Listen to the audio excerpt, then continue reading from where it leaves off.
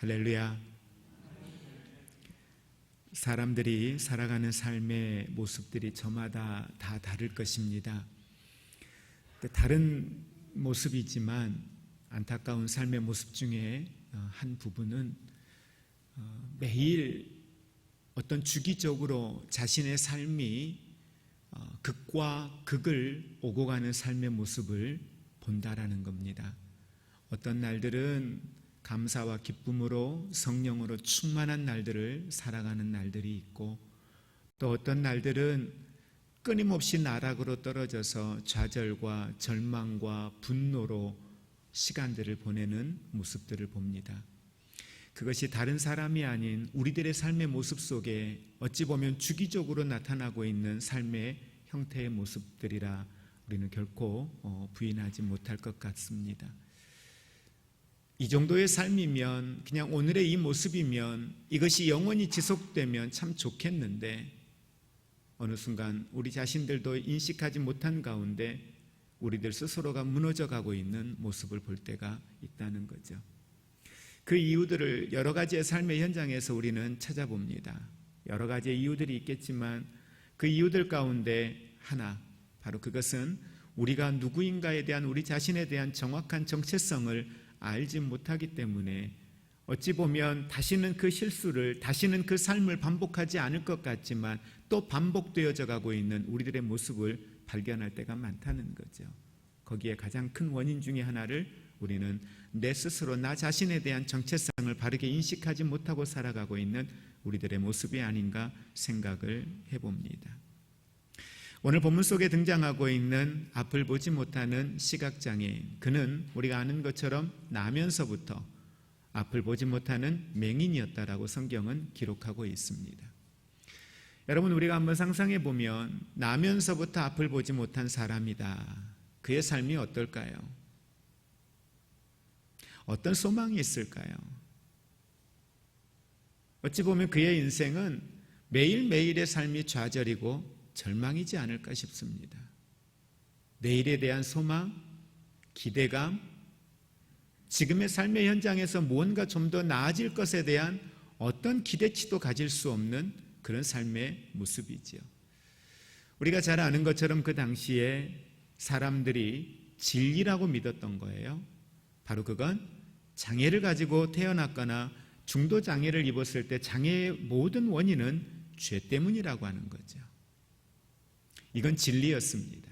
적어도 그 당대의 사람들에게는 그것에 대해서는 재론의 가치가 없었어요. 다만 누구의 죄 때문이냐에 대한 질문은 할 수 있었겠지만 죄로 인하여서 나타난 결과라고 하는 사실에 대해서는 누구도 반론을 제기하지 못하는 거죠.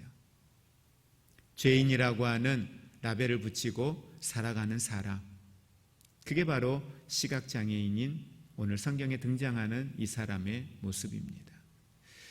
그런데 그 사람을 향하여서 오늘 예수님이 1절부터 우리가 10절에 있는 말씀까지의 9절까지에 있는 말씀을 통해서 예수님과의 만남이 이루어지는데, 그 만남 가운데에 사람들, 제자들의 질문과 다르게 예수님이 그 질문에 대하여 대답이 누구의 죄 때문이냐라고 하는 이 질문의 대답이 누구의 죄 때문도 아니다, 하나님의 일을 위해서다라고 하는 대답을 예수님이 하시죠.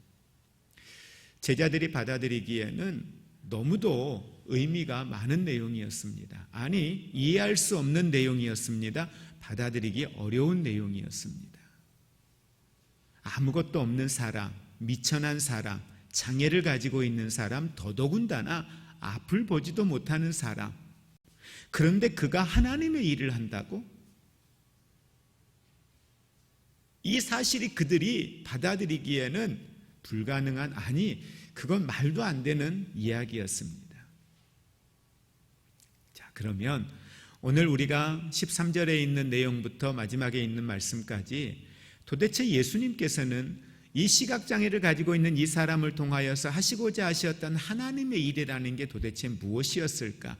진짜 그냥 하신 말씀이 아니라 정말 이 시각장애인을 통하여서 하나님은 하나님의 일을 하셨을까?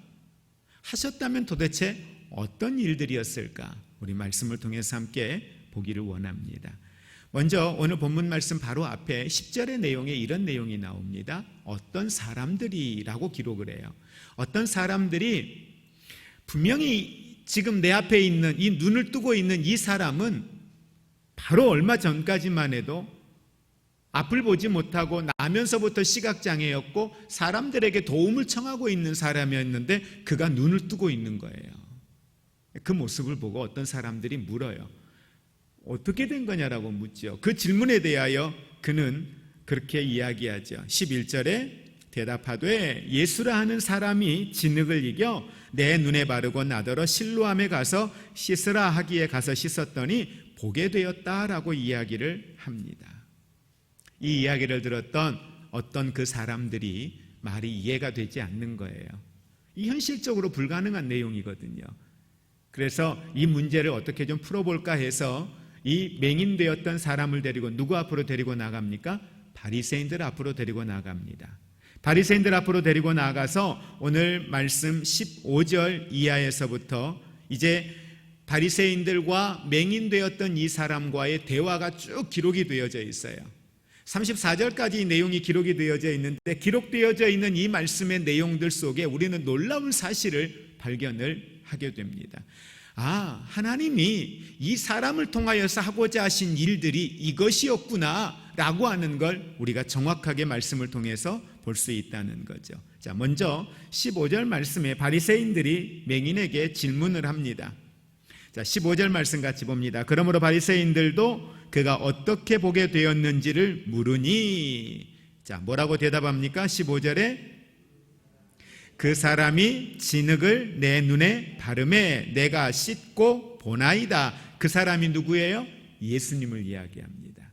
예수님이 진흙을 내 눈에 바르시고 내가 실로암 목가에 가서 씻고 났더니 내가 보게 되었다라고 이야기를 하게 되지요. 17절에 보니까 이에 맹인되었던 자에게 다시 묻되 그 사람이 내 눈을 뜨게 하였으니 너는 그를 어떤 사람이라 생각하느냐라고 하는 질문을 또 하게 됩니다. 그러니까 뭐라고 대답해요? 대답하되 선지자니이다. 지금 이 맹인되었던 사람이 선지자라고 이야기하시는 분이 지금 누구예요? 예수님이에요. 이 말을 듣고 이 바리새인들이 생각했을 때는 그들이 알고 있는 예수, 그들이 생각하고 있는 예수에 대해서 아무리 생각해도 그는 선지자가 아니거든요. 그는 그리스도가 아니거든요.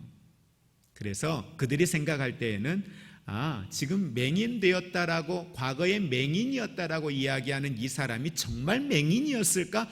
여기에서부터 다시 그들은 질문을 하게 되는 거예요. 그래서 누구를 찾게 됩니까? 맹인되었던 이 사람의 부모를 찾아요. 그리고 부모들이 왔어요. 그리고 그 부모들에게 묻습니다. 저가 너의 아들이냐? 저가 너의 아들이냐라고 하는 질문과 함께 더불어서 정말 저가 나면서부터 맹인이었느냐? 또 하나는 뭐예요? 그가 정말 나면서부터 맹인이었다면 눈을 어떻게 해서 뜨게 되었느냐? 이 질문을 하게 됩니다. 그때 그 부모들이 뭐라고 대답해요? 우리의 아들이 맞다. 그리고 또 하나는 그는 나면서부터 맹인이었던 것도 맞다. 그러면서 그 다음에 한 발 뒤로 물러서서 무슨 이야기를 하냐면, 그런데 저가 어떻게 해서 낳은지 그건 내가 잘 모르겠다. 그 이유가 뭐예요? 왜 모른다라고 이야기했어요? 성경 말씀에 보니까 바리새인들이, 유대인들이 예수를 그리스도라라고 말하는 사람들에 대하여서는 출교 조치를 내렸어요. 그러니까 그게 두려워서, 성경에 보니까 그게 두려워서 자신은 모른다 이야기하고, 내 아들이 성인이다, 성인이니 그는 얼마든지 자기가 경험한 것, 자기의 생각을 이야기할 수 있는 사람이다. 그러니 내 아들에게 물어보아라. 이렇게 다시 반문을 하게 되죠. 자, 이 이야기를 듣고 바리새인들이 오늘 말씀해 보니까 뭐라고 해요? 다시 맹인되었던 사람을 그들이 찾습니다. 찾아서 24절에 보니까 이에 그들이 맹인되었던 사람을 두 번째 불러 이르되 라고 이야기해요. 두 번째 불러서 뭐라고 질문을 합니까? 너는 하나님께 영광을 돌리라. 우리는 이 사람이 죄인인 줄 아노라. 이렇게 이야기를 하고 있습니다. 바리새인들은 어떻게 해서든지 이 맹인되었던 사람이 눈을 뜨게 된 게 예수 때문이라고 하는 사실을 인정하고 싶지 않는 거예요. 그래서 어찌 보면 그를 협박하는 거죠. 너는 하나님께 영광을 돌릴지어다. 그러면서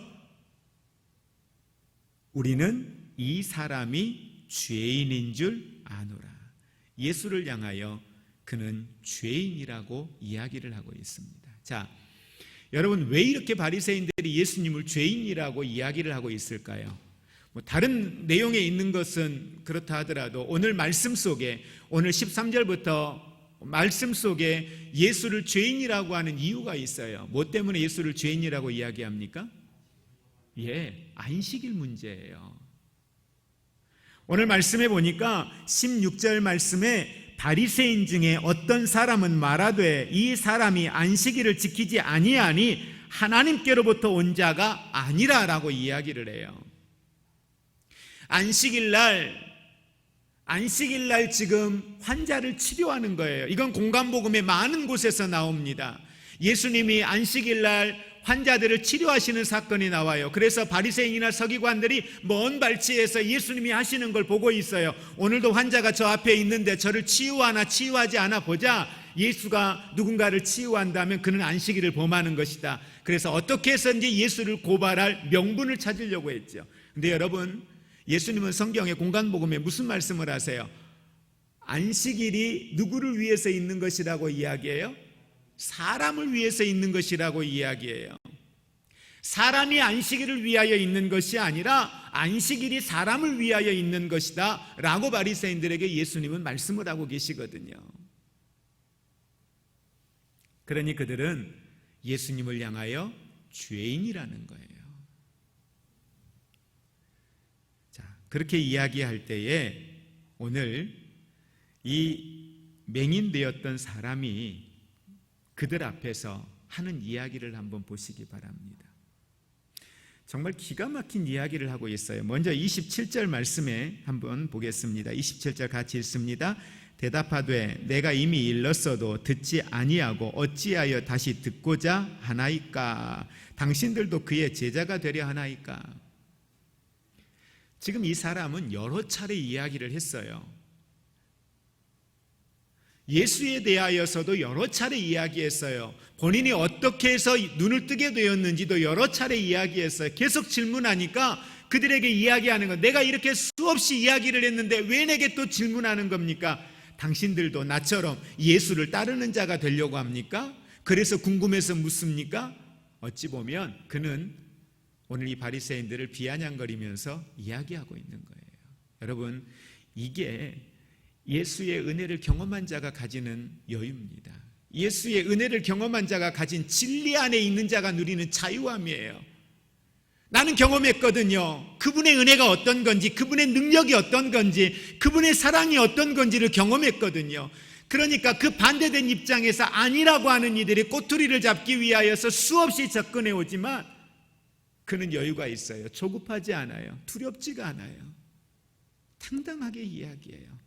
그의 부모는 혹여나 출교당할까 봐 두려워서 말을 아끼지만 오늘 앞을 보지 못했던 이 사람, 죽다 산 거잖아요. 죄인으로 평생 살다가 인생을 마무리해야 될 삶이었잖아요. 소망 없는 인생이었잖아요. 그런데 그가 예수를 만났어요. 그리고 눈을 뜨게 되었단 말이에요. 그러니 그에겐 두려울 것이 없었던 겁니다. 더 놀라운 건 이 이야기를 듣고 나서 바리새인들 보면 예수님과 대화도 그렇고요, 참 변론하고 논쟁하는 걸 너무도 좋아해요.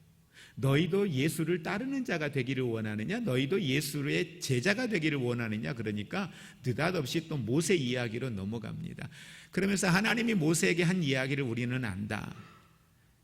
모세가 어디로부터 어떻게 삶을 살았는지, 우리는 그래서 모세의 제자라는 이야기를 본인들이 이야기를 해요. 그러나 예수는 어디에서 온지 우리는 도무지 알지 못하겠다라고 이야기하죠. 이 이야기를 듣고 이 맹인되었던 사람이 30절에서 33절까지의 말씀에 기가 막힌 말씀을 선포합니다. 이 말씀을 보면서 저는 예수님이 제자들에게 이 나면서부터 시각장애를 가지고 있던 이 사람을 통하여 하나님이 하시고자 하는 일, 하나님의 일을 위하여 서라고 했던 그 하나님의 일이 어떤 것인가를 정확하게 볼 수가 있었어요. 우리 30절부터 같이 함께 합독하겠습니다. 그 사람이 대답하여 이르되 이상하다. 이 사람이 내 눈을 뜨게 하였으되 당신들은 그가 어디서 왔는지 알지 못하는도다. 하나님이 죄인의 말을 듣지 아니하시고 경건하여 그의 뜻대로 행하는 자의 말을 들으시는 줄을 우리가 아나이다. 창세 이후로 맹인으로 난 자의 눈을 뜨게 하였다 함을 듣지 못하였으니. 아멘. 예. 무슨 말을 하고 있는 거예요 지금? 예수는 하나님의 아들이라는 거예요. 결론적인 이야기는 예수는 하나님의 아들이라는 걸 오늘 그가 이야기를 하고 있는 겁니다. 그러면서 중요한 건 내가 알기로는 창세 이후에 지금까지 나면서부터 맹인이었던 사람이 눈을 뜬 적이 없었다. 근데 내가 눈을 뜬 거예요. 그러니 이 일을 행하신 이는 누구로부터 왔다? 하나님께로부터. 여러분, 요한복음의 말씀의 가장 큰 주제가 뭐예요? 예수는 하나님께로부터 온 자요, 예수는 하나님의 아들이요, 그 다음에 예수는 세상의 빛이라는 거예요. 그래서 사도 요한은 예수님의 공생의 사역이 많은 사건들이 있었고 많은 이적들이 있었지만 그 수많은 사건들 속에서 예수에 대하여서 예수가 빛이요, 예수가 하나님의 아들이라고 하는, 하나님께로부터 온 자라고 하는 사실을 부각시키기 위하여서 어찌 보면 그가 보고 듣고 경험했던 것들 중에 예수님의 신성 중에 하나님의 아들로서 빛으로서의 예수 그리스도의 모습을 부각시켜서 요한복음을 기록하고 있는 겁니다. 요한복음 6장에서부터 예수님께서 산상에 올라가셔서 초막절에 수많은 사람들에게 예수가 하나님께로부터 온 자임을 이야기했습니다.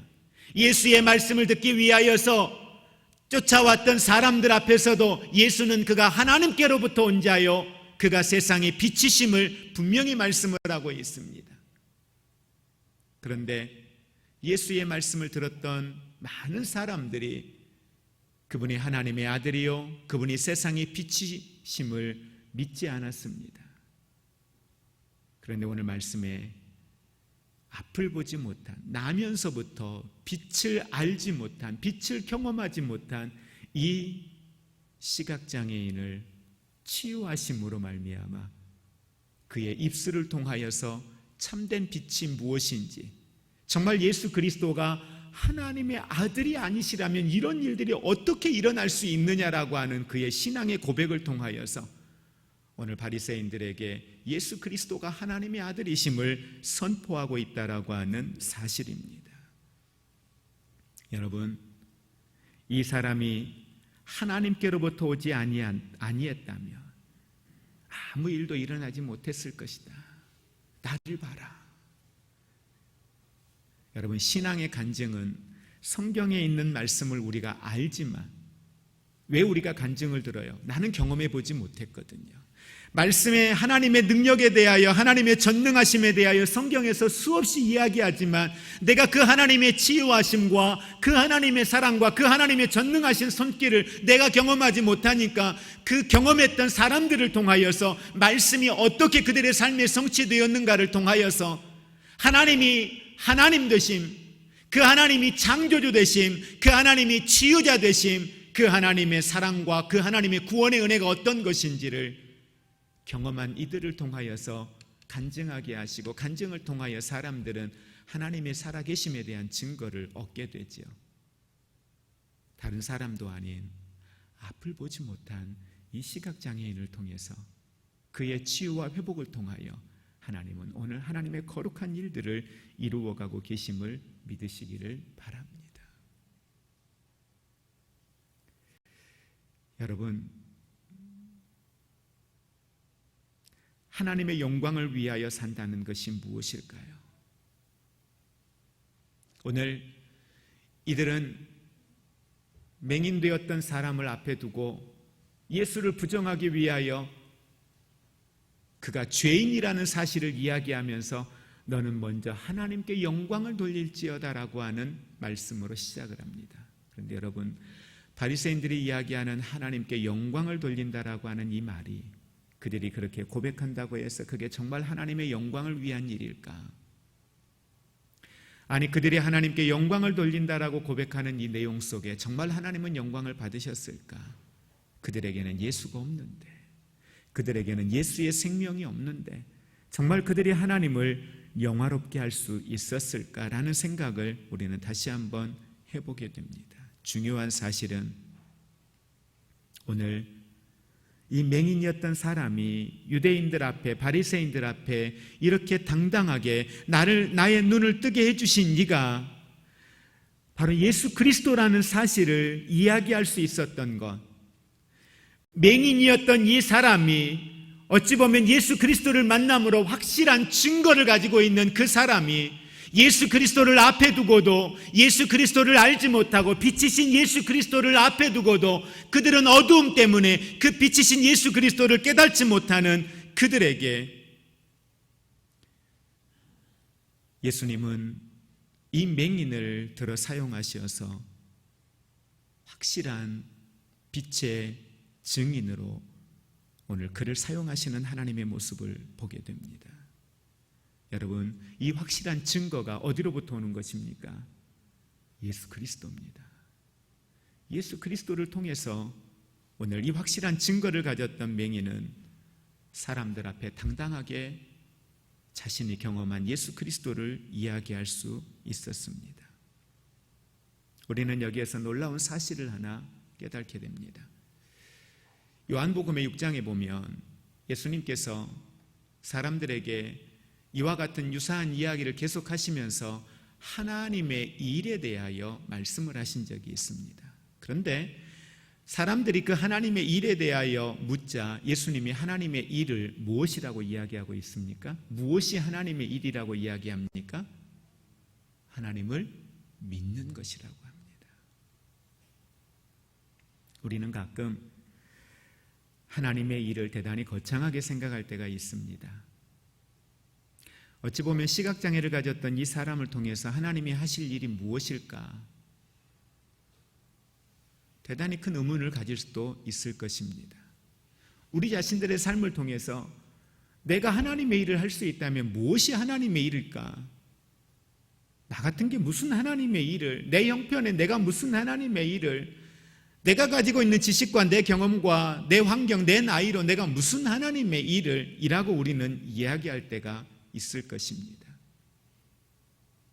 그런데 저는 이 말씀을 보면서 한 가지 놀라운 진리를 발견하게 됩니다. 시각장애인이 특별한 일을 하지 않았어요. 여러분, 이게 특별해 보입니까? 특별한 일을 하지 않았어요. 그가 했던 건 하나예요. 내가 만난 예수를 이야기한 거예요. 그가 어디 간증 집회하러 다니지 않았어요. 그가 어디 가서 기도해 주면서 신유의 은사를 나타내지 않았어요.